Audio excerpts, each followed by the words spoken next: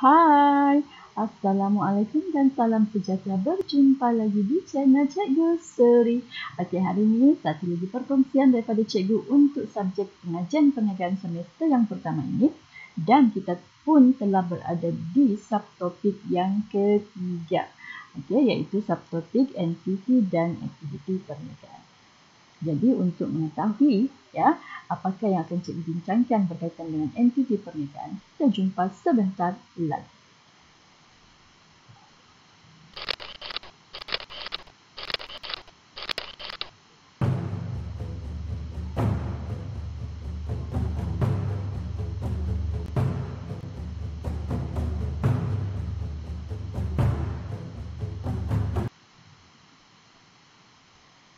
Okey anak-anak pelajar, topik yang akan Cikgu bincangkan hari ini berkaitan dengan entiti perniagaan ataupun berkaitan dengan jenis-jenis perniagaan.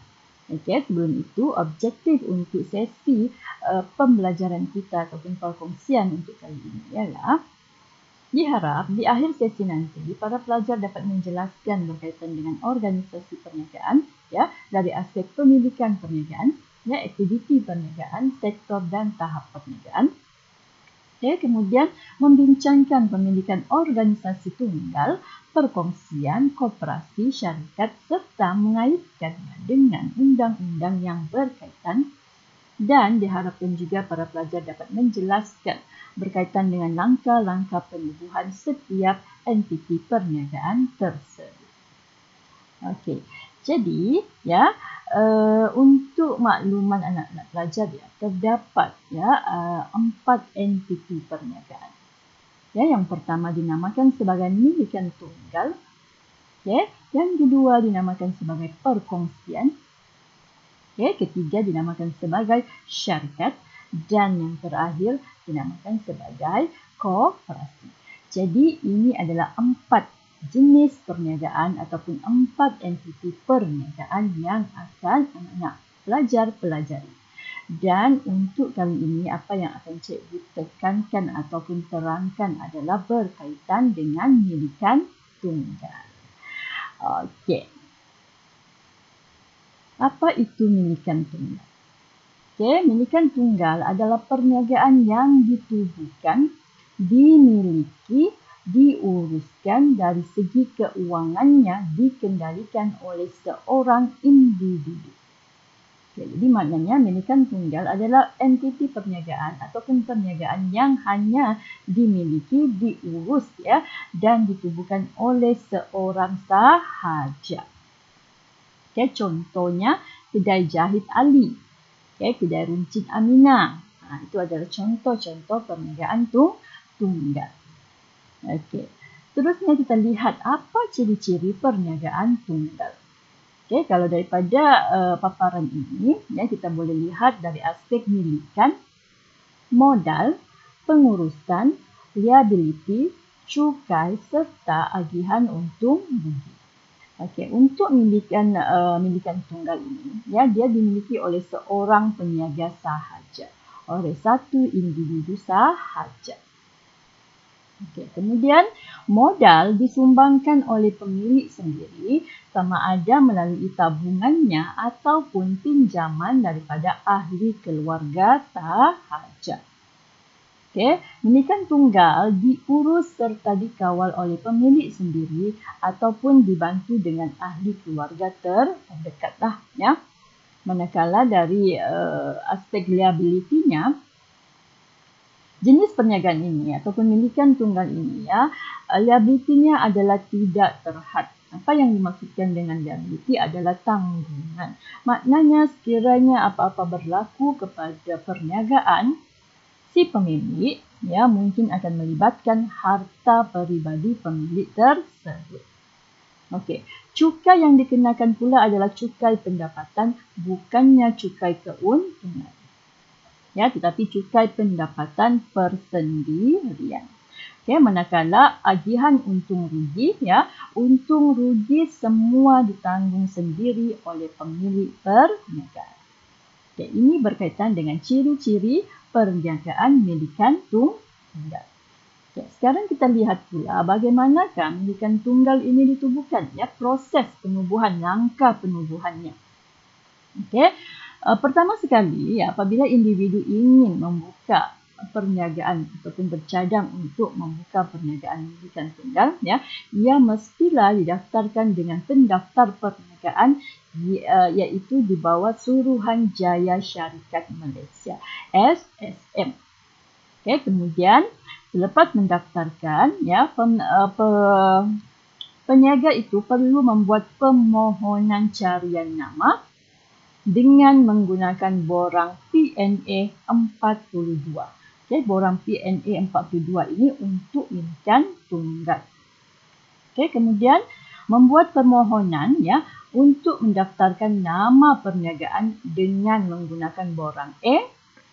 Okay, seterusnya membayar iuran pendaftaran perniagaan seperti yang telah ditetapkan, dan langkah yang terakhir adalah mendapatkan sijil perakuan pendaftaran, iaitu borang D, dan hendaklah mempamerkannya.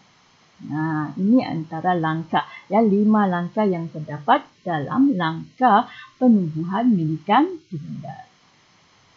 Okey. Seterusnya, bahagian yang akan kita lihat adalah apa kebaikan milikan tunggal. Okay. Antara kebaikan milikan tunggal, satu, dia mudah ditubuhkan kerana tidak terikat kepada syarat-syarat yang ketat. Okay. Kemudian, kebebasan untuk bertindak dan membuat keputusan kerana tidak perlu berunding ataupun mendapat persetujuan daripada orang lain. Kerana dia adalah milikan tunggal, ya, yang ditubuhkan oleh seorang individu, jadi perniagaan ini, peniaga dia bebaslah untuk buat keputusan. Dia tidak perlu menunggu sesiapa, dia tidak perlu bergantung kepada sesiapa, ya, untuk mempersetujui sebarang tindakan yang akan diambil. Semua keputusan terletak di tangan peniaga itu sendiri. Okay. Keuntungan yang dia akan diperolehi akan dinikmati oleh pemilik sendiri, ya. Pemilik juga tidak perlu membayar cukai keuntungan. Nah, seperti yang cikgu telah cakapkan sebentar tadi, hanya perlu membayar cukai pendapatan yang rendah sahaja. Okey, kemudian perniagaan milikan tunggal, dia boleh menjalin hubungan yang baik dengan pelanggannya, lagi rapat dengan pelanggannya, ya, sebab dia sendiri yang menguruskan milikan ataupun perniagaan tersebut. Okay. Kos penubuhan juga rendah.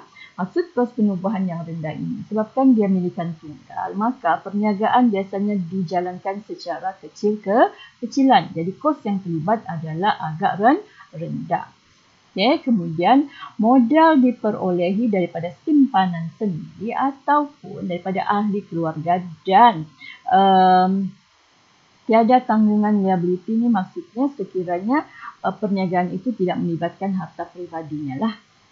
Okey, dan yang terakhir, ya, kebaikan milikan tunggal adalah segala maklumat hanya diketahui oleh pemilik perniagaan. Jadi maklumat itu boleh dirahsiakan.